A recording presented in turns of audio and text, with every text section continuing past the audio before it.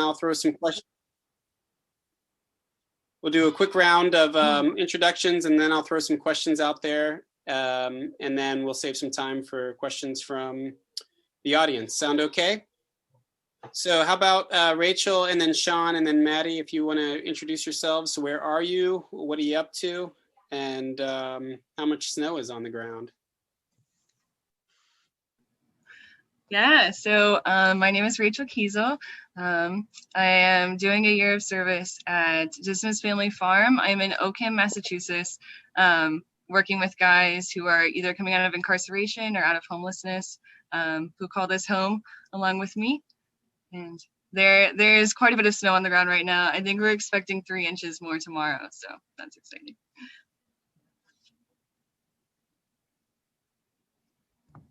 That was a wow. My name is Sean. I graduated in 2020 with a major in finance and a minor in theology, and I'm currently in El Paso, Texas with Annunciation House, working with migrants and refugees on the border. There is currently, I just came from a walk outside, and there's currently 0 snow on the ground because we're in Texas. It's about to go back to 70-degree weather. But when it was snowing, I went outside to freeze my ass off for a bit because it reminded me of home.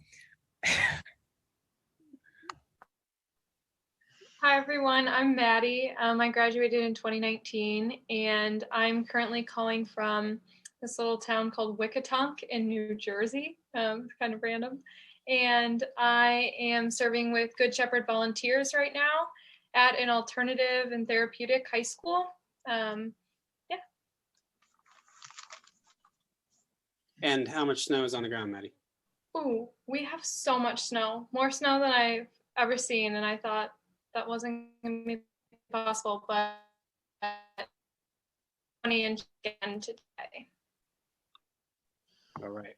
Maddie, I heard your airport got canceled in New Jersey. It's wild. It's all wild. The vaccines, everything. It's going crazy. All right. Well, thanks for braving the elements to be with us tonight. So let's maybe talk about your senior year for each of you, or even the year after your senior year, Maddie. What were some things that were helpful, sort of guideposts as you were thinking about, oh my gosh, what am I doing? Do you recall anything that would be helpful for current students to hear in terms of resources or discernment practices or conversations, anything that you think that you can remember was, yeah, actually this was pretty helpful as, when I was looking for some clarity. These are some things that come to mind. And we can go in any order.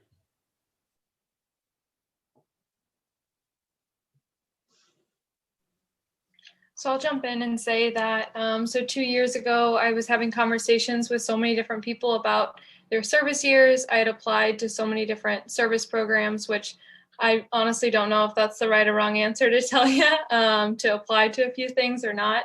But I think something that was really helpful for me is to kind of make a list of my values and what I was hoping for the next year. So whether that was kind of like growth in, I'm really interested in being in the social services and human relations field.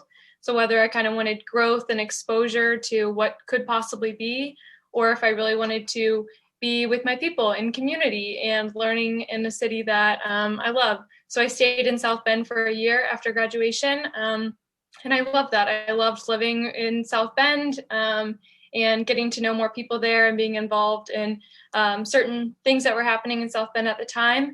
And I loved that for community purposes. But last year, I kind of really felt the need to grow in terms of what I want for my future in terms of a career. And so a volunteer program that was kind of in this therapeutic environment seemed really appealing to me because I'm interested in kind of like creative forms of therapy and kind of alternative spaces. So it, like, New Jersey did not feel like community to me at all. But I think that senior year, I was definitely asking those questions of what are my values and just talking with people about it. But I think I made the mistake of talking too much about it often. One time Mike told me, he's like, you need to stop discerning and like just go for a swim or something. And I told him I was a really bad swimmer, so that was probably the best advice someone could have given me.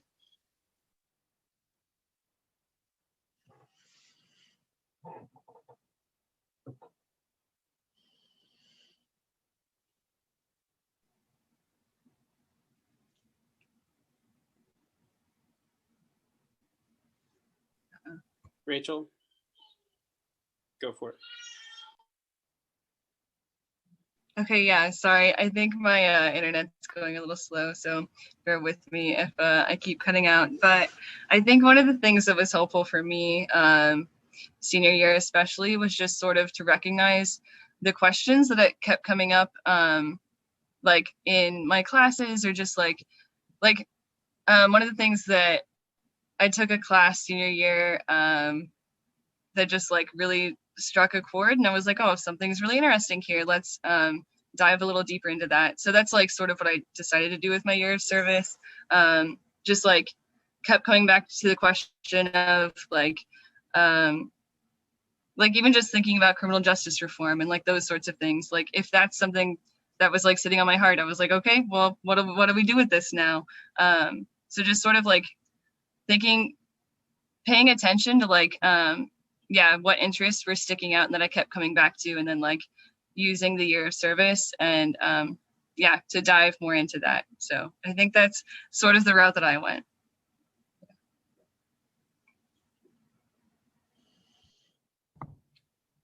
My senior year, I took this great class with this great professor, and it was called Inside Out with Mr. Mike Hebler.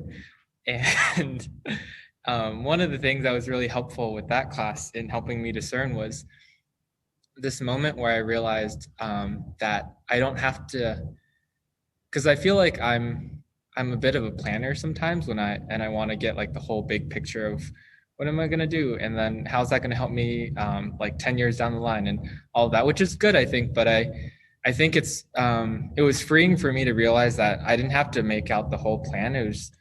I just had to take the next step, and just that was really like, it was freeing for me to make the next decision, knowing that I didn't have to like plan out this next step with my entire life ahead of me to try to get right.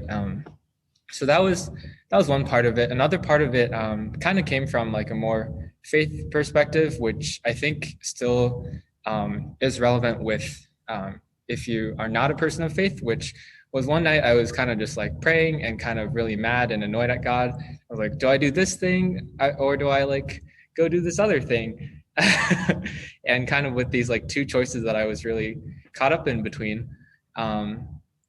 And there was this moment that really struck me of just like relief and a deep feeling of love and freedom of, I guess, sort of hearing God say like, hey, like, I love you enough to allow you to make like your own choice. Like I want you to be a part of this co-creation of this journey, the story of your life.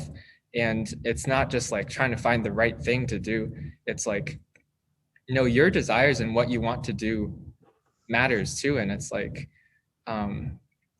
it's freeing to pay attention to like what you want to do, and not just like what you think you're searching for, like God wants you to do, or your parents want you to do, or your friends want you to do. And so I'd say kind of also just like pay attention to what is making you excited, and I guess those feelings of joy that come up, and what you want to do is a really important part of this, as simple as that sounds. Yeah, the most important part, right? It's really fun to hear you guys talk about the heart and the head. You know, you can do all this analytical work and think about the values and what's driving you and your goals and skills that you want to build, all that good stuff. But then you also just the end, a lot of times I think it comes down to your heart. Like, where do you feel led? So let's talk about the actual work for a little bit. What does daily life look like in terms of your professional commitments? What are you learning? What kinds of skills are you gaining? And And so, yeah, paint us a picture of the work. And if it's helpful, I can call on people. So Maddie, go for it. Great. So my work, it's at an alternative high school, like I said, but we have a middle school also located here, and we have special therapeutic programs. So we have like a transition program as well for students who have met all their high school requirements, maybe received a diploma, and are kind of in this space of transition, like is college the right step for me, vocational school, a job.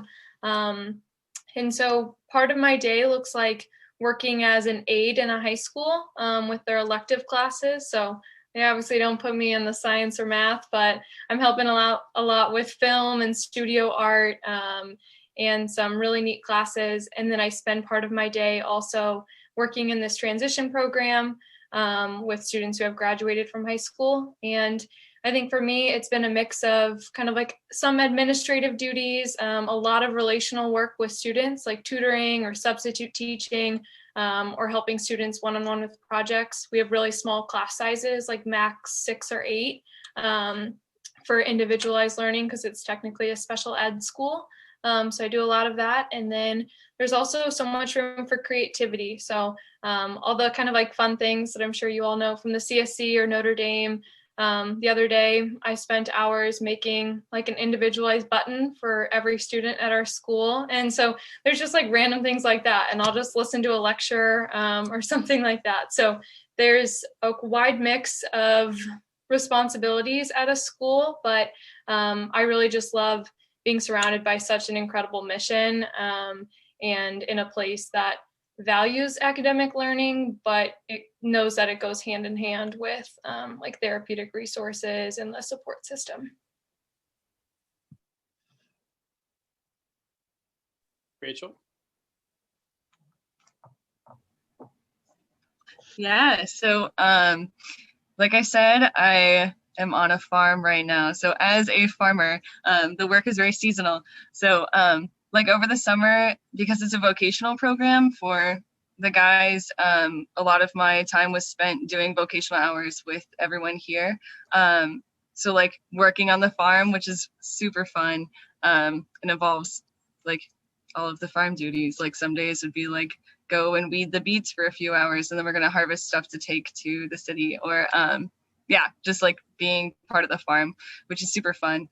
And I'm really looking forward to getting back into that in the next coming spring and summer.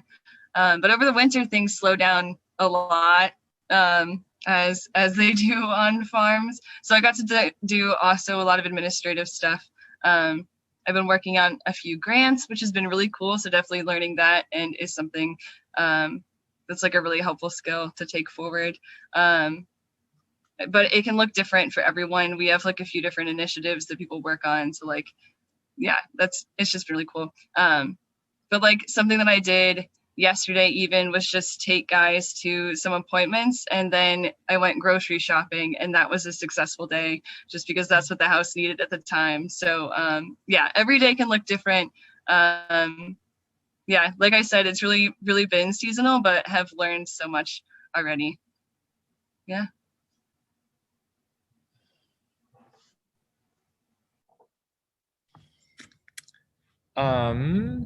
So Annunciation House has a few houses, and I'm living in one of the houses that is basically responsible for large numbers of refugee intake. And so I'm living in a warehouse the size of about DeBartolo Hall.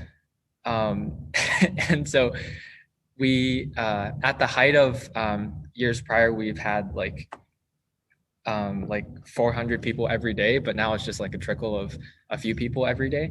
But I'd say the key characteristics of life on the border are you constantly don't know what's going to happen because things are always changing and there's so much uncertainty. And some of the skills I think I've learned from that is adapting to this change and keeping calm. And so one of the images that I hold to my mind is during the first few weeks, we still get COVID positive people, but we during the first few weeks, we had a lot of guests coming in who are COVID positive and severely injured from falling off the wall. And so they were like coming in on stretchers and ambulances and stuff.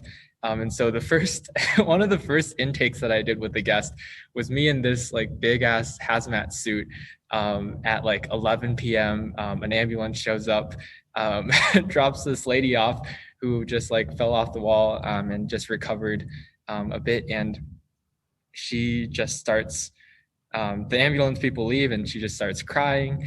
And my Spanish isn't that good. And I'm just like, okay, keep calm and figure out the situation with the limited knowledge and resources that you have. And so, yeah, it's just like constant stretching and adapting to different things that happen like that and being very outside of my comfort zone. And things are, yeah, like it's a practice of crisis management. Like last night, I was the only person on shift, the PM shift, and the part of the building started to have waterfalls and pipes had broken and stuff was going on. I was like, well, guess I'll have to figure out how to fix this, even though I don't know how to do maintenance stuff. So I was like running around the building and calling people and figuring out how to do things on my feet. So a lot of learning how to adapt quickly.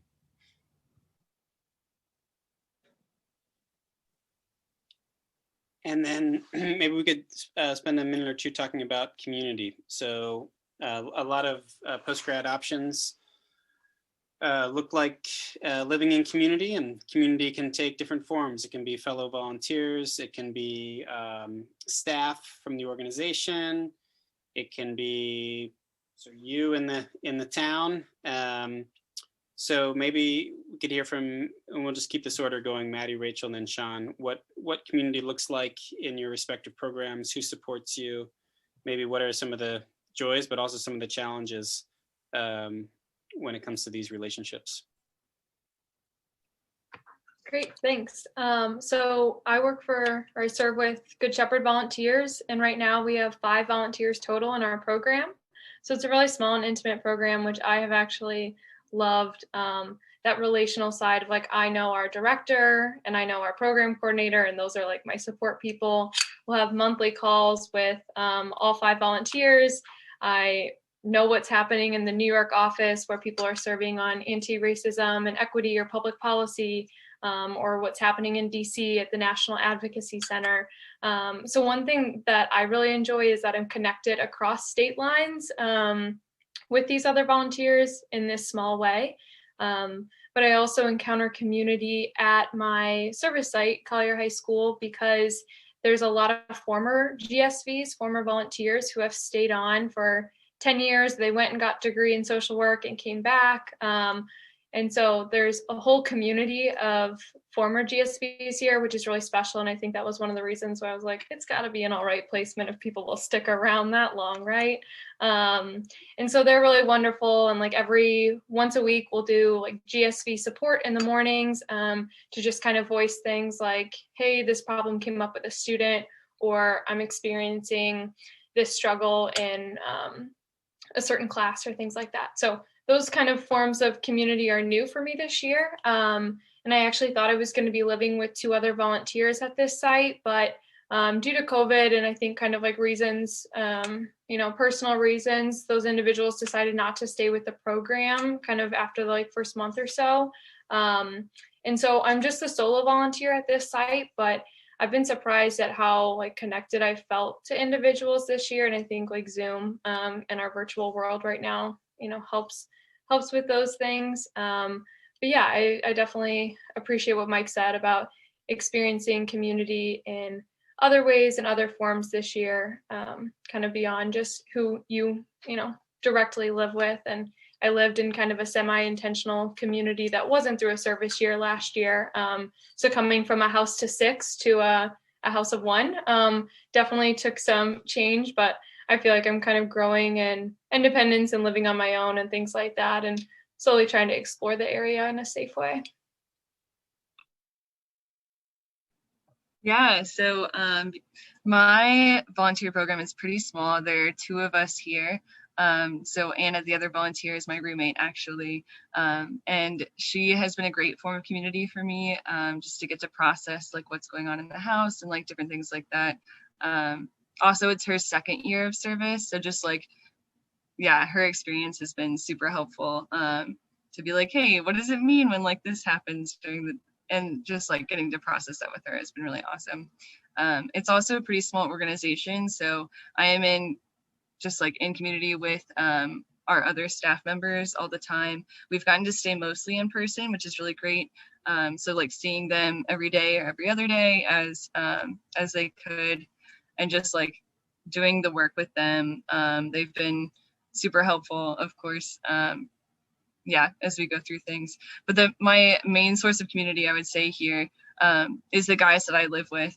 And there can be, we've had like down to 6 when COVID was like really strong, just trying to keep numbers low, but we can have up to 12 guys here who live in the house. So yeah, just like getting to spend time with them and like hang out. We have dinner together every night and we have lunch together every day. So yeah, it's been a great source of community, just like being here with the guys who live in the house with me.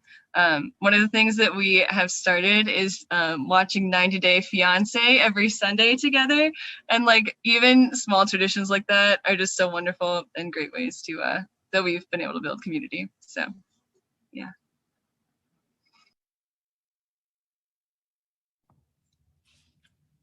So here we have 3 houses, and our house is probably the biggest house because of the amount of people that we are taking in. So now we have 5 people here, but in total there's about, I think, 12 people in the entire volunteer community, and we meet bi-monthly, well, every other week. That's what I'm trying to say for reflections.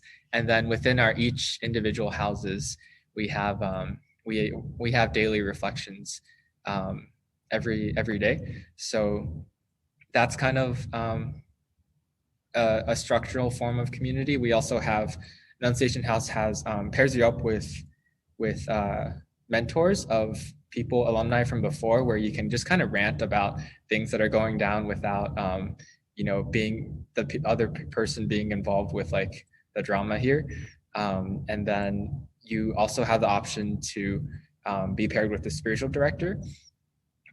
So I have this like 70-year-old Franciscan nun as my spiritual director who's teaching me how to sit in silence. So that's been super great. But I'd say one of the challenges of community here, and also blessings, I think, is that the people that we our coworkers, our friends, and our roommates are the same people. So these 3 spheres overlap each other, and when one thing goes down in one of the areas, it affects the rest. So like a lot of like growth that happens because of that in relationship management, because things always happen. So yeah. Yeah, so that's a good point. There are organizations like Sean's that where all the volunteers are there on site and they do the same work.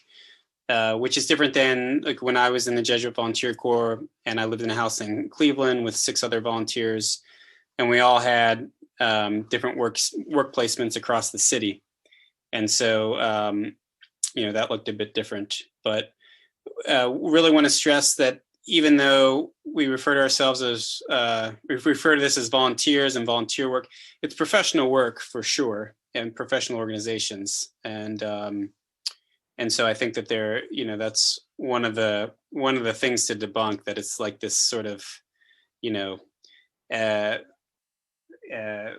low skilled kind of like volunteer work that you do on an afternoon. But no, it's like you're in the thick of it in an organization that's doing essential work, I would say, in to use a phrase that's in currency.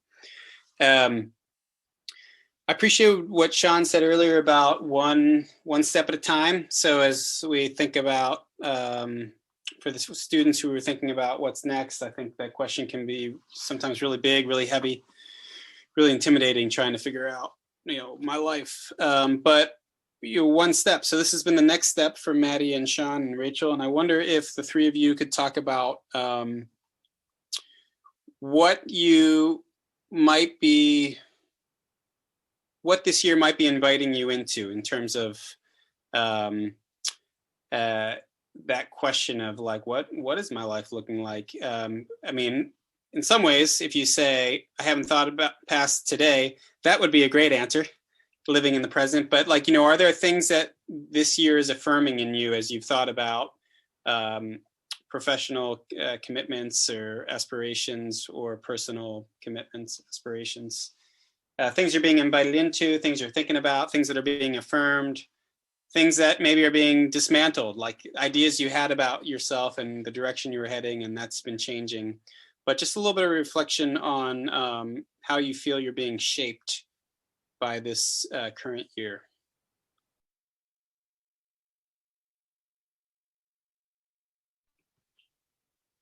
It's a big question.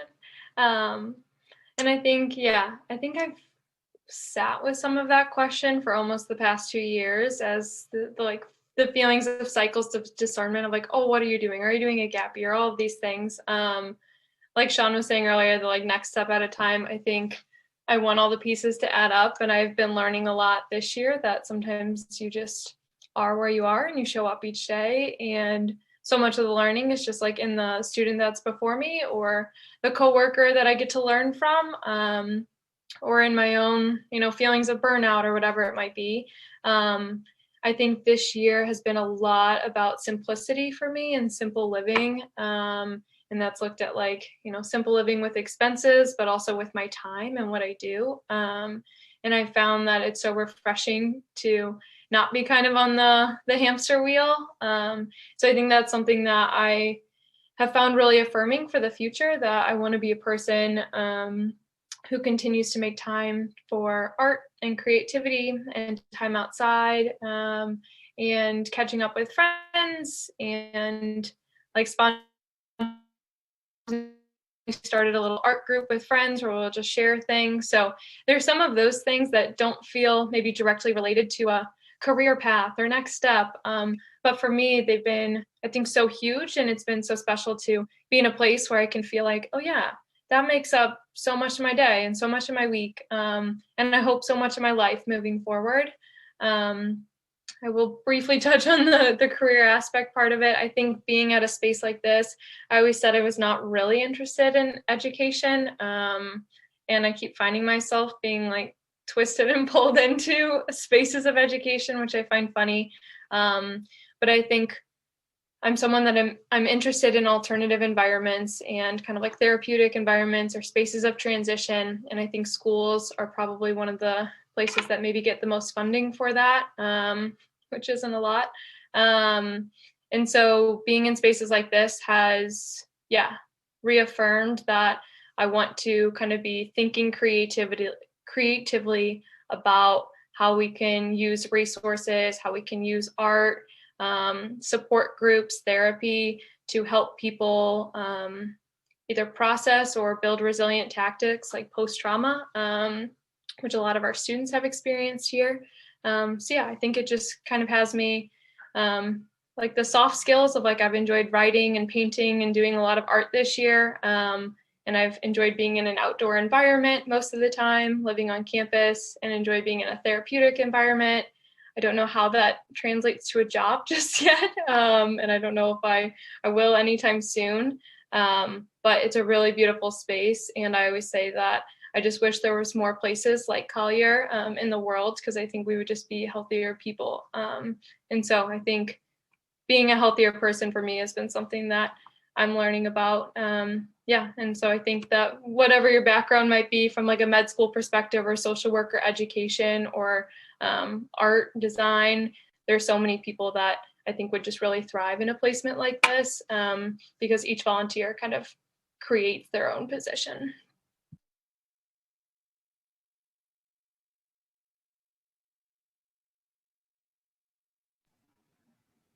Yeah, a lot of along the same lines, have just been learning a lot about, and my roommate especially has taught me a lot about self-care and how to get through some of the things that we do here. So definitely making space for those things. A lot of crocheting has happened, for example. Yeah, so that's been really good. One of the things that I have like found myself feeling through this work is that I'm very like mission driven. So like I have a lot of questions about like, okay, so this is what happens on the day to day. How does that like fit into who we are as an organization? Like how does that fit into our goals? And like those questions are really important to me. So just like keeping that in mind as I keep moving towards the future and like what sort of organization I want to be a part of. Yeah, just like knowing that that's important to me has been something that I've been learning, and being able to ask those questions is really important. So like having an organization that is small enough or like has those supports in place. Yeah, I think something that this year has also helped me do is sort of like separate. I was like a lot of you in thinking like, oh, I'll take a year and then go to grad school. Just like in that way of thinking. And yeah, being away from school for a little bit, I'm like, oh, I don't have to go back to school immediately. So maybe I'll work another year. And I'm currently looking into other things to do for next year. So yeah, but just like knowing that there's like freedom in that too, and there's not like I'm not on anyone else's timeline. So that's just been a piece of something that I've learned this year.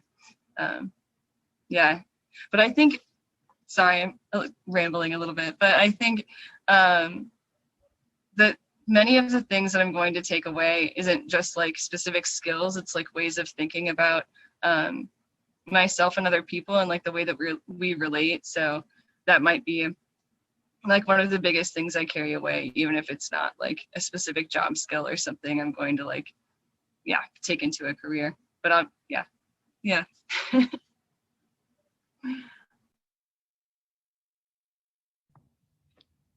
For me, being here has been super helpful because I'm a big believer that discernment is a big part of discernment is having a community to discern, be in the context of a community while you're going through your discernment, because there's so many blind spots that we don't see in ourselves, or we forget about ourselves, or we don't know about ourselves. And I remember I was sitting in the common room space one day, and one of the other volunteers, Russ, he was like, just randomly, he was like, hey, because we were both like sipping tea and just chilling. It was a pretty restful day. And he was like, hey, you really like to be around people, don't you? And I was like, yeah, I suppose I do. So one of the things I've really recognized is how much I really love meeting new people and building community. And I've realized that that's something that I want to take forward in whatever I do later on, in terms of building community and also just the practice of hospitality. And then another thing that I've been challenged with is this notion that I feel like I held for I still do, but it was really prevalent while I was at Notre Dame, and I think among a lot of our friends, was the idea that I needed to change the world.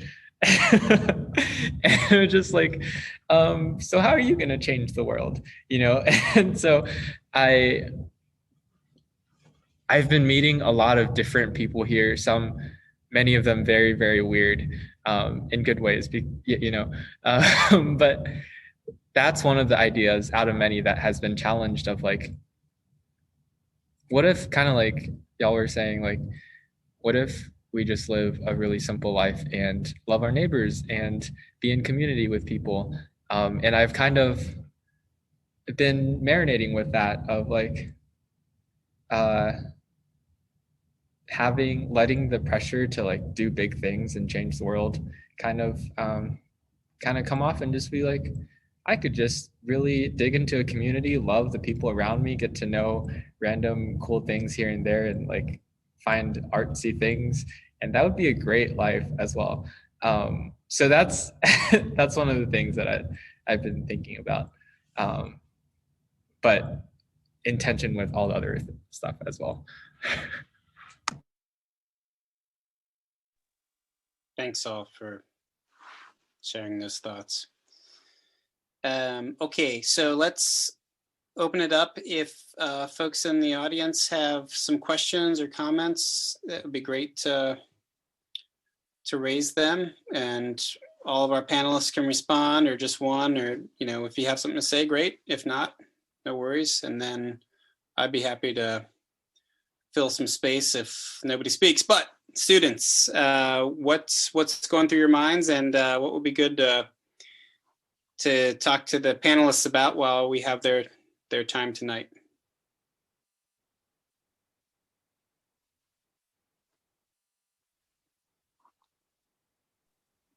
One question I have is, I know there's just like a million different things that you can do with your gap year. So I don't know if you have any tips or like suggestions on how you went about just like finding the right program for you. Like, how do you know it's the right fit, or like where do you even start to like look at all of the different options there are?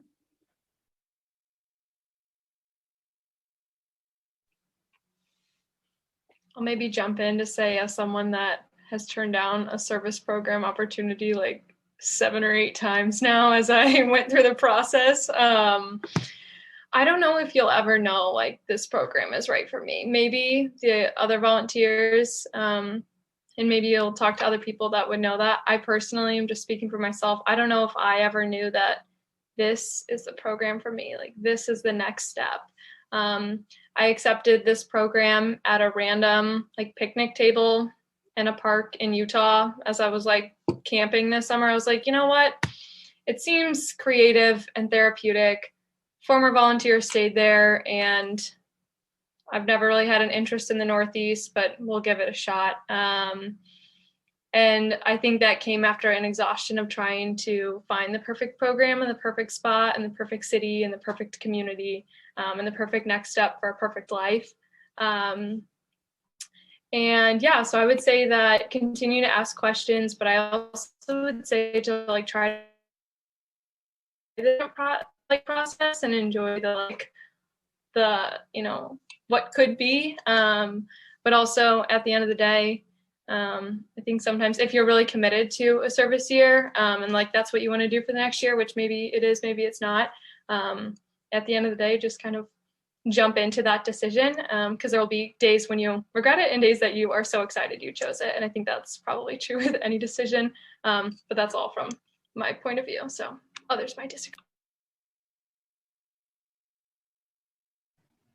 No, I definitely would echo that. I've heard from so many people, and including myself, that there might not be the perfect opportunity for you as postgrad service, or like anything that you want to do after graduation. Like, you might not find the perfect thing, but there might be something that could be really good and that your gut tells you is the right thing for you. So yeah, as you're like discerning different options, I think like Sean said, letting your interest be really important in that decision is an okay thing, and just going with your gut. So for me, it was I was able to narrow it down a bit with discerning and figuring out what were the most important things to me in this year. So for me, that was I really placed a big importance on wanting to learn Spanish and being in a Spanish-speaking community, because of how much I believe like language builds relationships, and you're able to hear stories and all of that.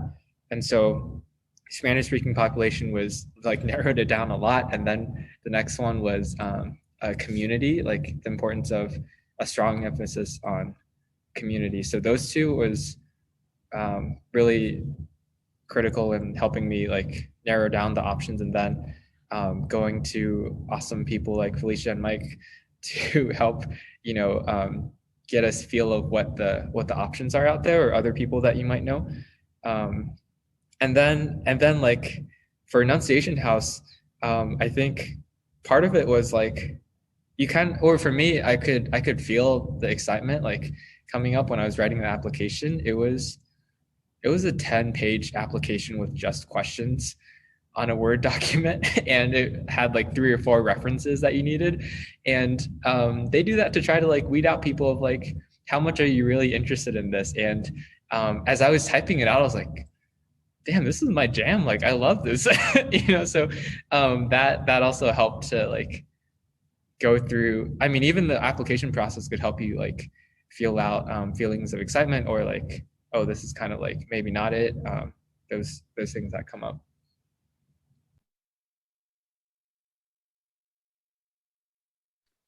And I would maybe just add, don't be like Maddie and apply to tons of programs. Spend a little bit more time on the front end. Not that Maddie didn't do this, but it's not like, oh, I know I want to be a doctor and med school is really competitive, so I'm applying to 20 schools and wherever I get in. No, this is, there are so many programs that will take you, and so much good work to be done and so many good relationships to enter into, to spend a little bit of time about the kinds of classes that you really enjoy or the issues that you find yourself gravitating towards, some practical questions, but then being open to saying, yeah, this, as the panelists said, to think of a perfect fit or a right fit is probably not so helpful, but to have a sense that you've asked yourself the questions, you've had some good conversations, you have a sense of direction, and then you go for it. And some days will be terrible, and a number of days will be great. Other questions or comments from students? Even practical pieces?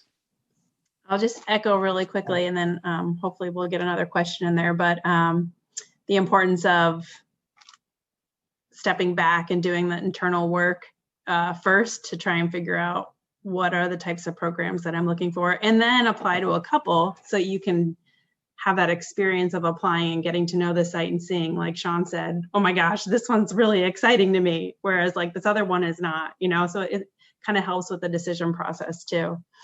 And I'm just in the chat box, I'm putting a website there for CatholicVolunteerNetwork.org, which is a great clearinghouse of like, I don't know, like practically 200 organizations that they work with. And you can fill out a volunteer profile. I want to do 1 year working in a Spanish speaking, US or stateside community. You can detail it as much as you want, and it'll pull up organizations that would match.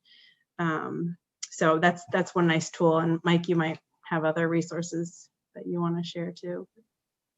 Yeah, it's a good starting place. You certainly don't have to be Catholic, but they are faith-based programs, and then that's a really wide range of what that means.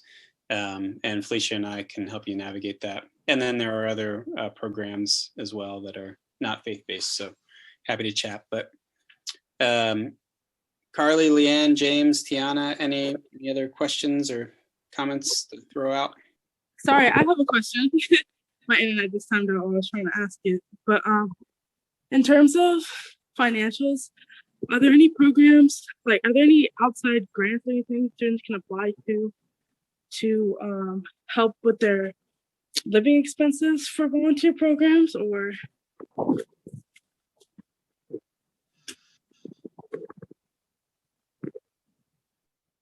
Tiana, and speak from just my experience that most service programs that I was looking at cover room and board. So like I'm not paying rent each month. And then I'm given a stipend, which maybe kind of differs on the program and where you're living, what your average expenses might be, to pay for things like food or, I don't know, like soap, things like that around the apartment.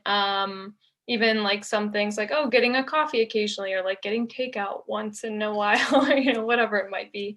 And then like my program had a health insurance plan, and we have like upon finishing a year, you can get an education stipend to apply to like future grad programs.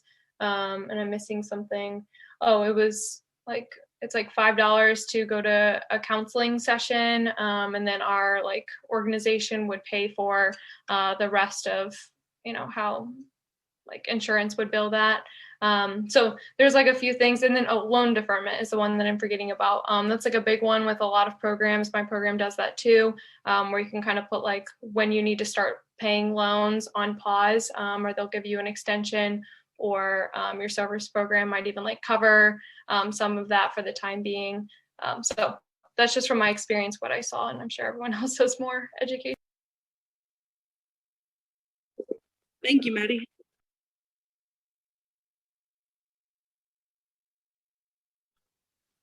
Yeah, you should not be paying anything for a service program. You may not be making a whole lot, but there are enough programs out there that will take care of you. And so hopefully that the financial piece would not be a barrier for anyone.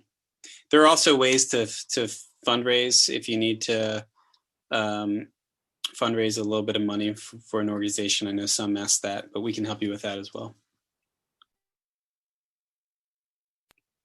And sorry to add one more thing, Tiana, real quick. My service organization, they ask you not to take on like any part-time job or something like that to really stay committed to your values during the year.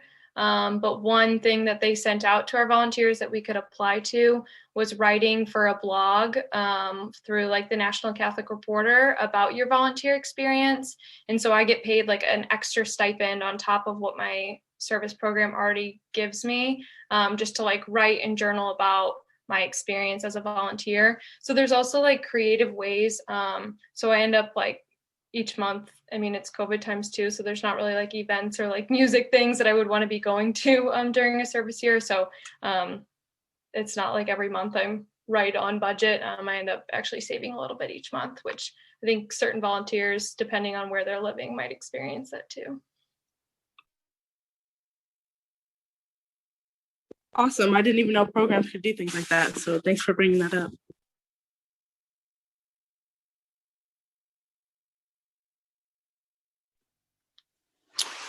A final question or comment from students?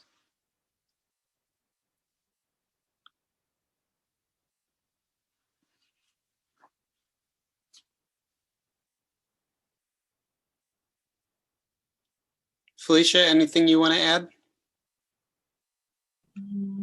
I don't know if any of the panelists want to respond to just the question of why you think service is the right next step, you know, post Notre Dame.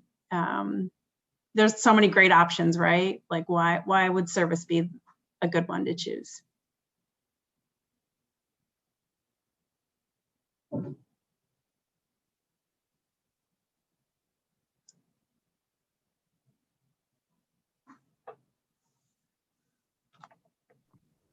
For me, it has helped me slow down from the constant, I guess, narrative that you have to know what you're doing and you have to be on it and go. And so it's allowed me to kind of sit back and kind of experience more of the world, different parts of the world outside of this Notre Dame bubble, and kind of get a better view of what I might want to do in the future. I'm still searching, but one of my friends told me that discernment isn't you sit in a room and like think about it really hard. It's you go get off your ass and like do. And so for me, this year of service has been really helpful in discerning even more in the context of community and in the doing of service.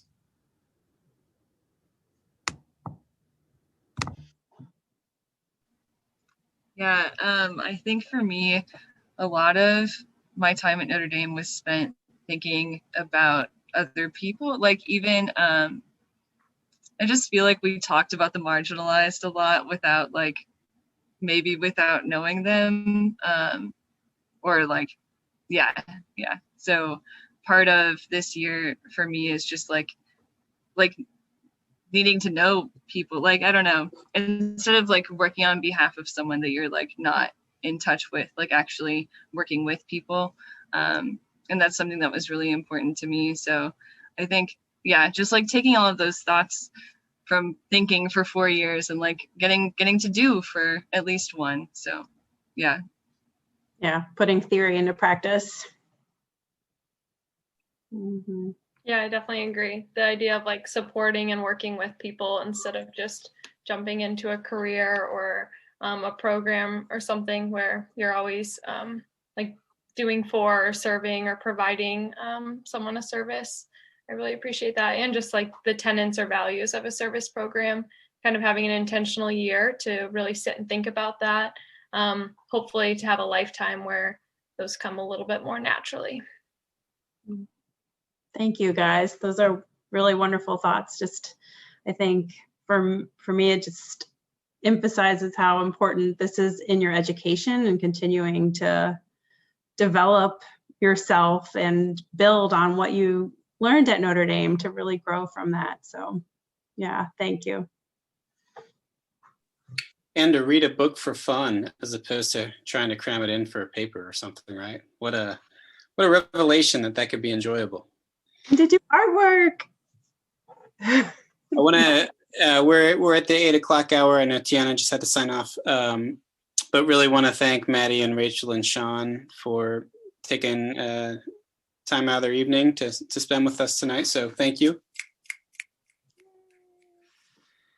And Carly and Leanne, Caroline, Felicia and I are always around, so I'd be happy to continue the conversation. But on behalf of the Center for Social Concerns, really, honestly, Rachel and Maddie and Sean, you like represent what Felicia and I love about our work, and that's these kinds of commitments and encounters and relationships and celebration of life and heart emojis. So good to see all your faces. Thank you, and let's be in touch. And I think, Maddie, we're attending the same virtual training here in a month, so that'll be fun. But okay, be well, everyone. Stay healthy, stay warm, and hope to stay in touch with each of you. Thank you. Thanks, everyone. All right. Good night. Thank you.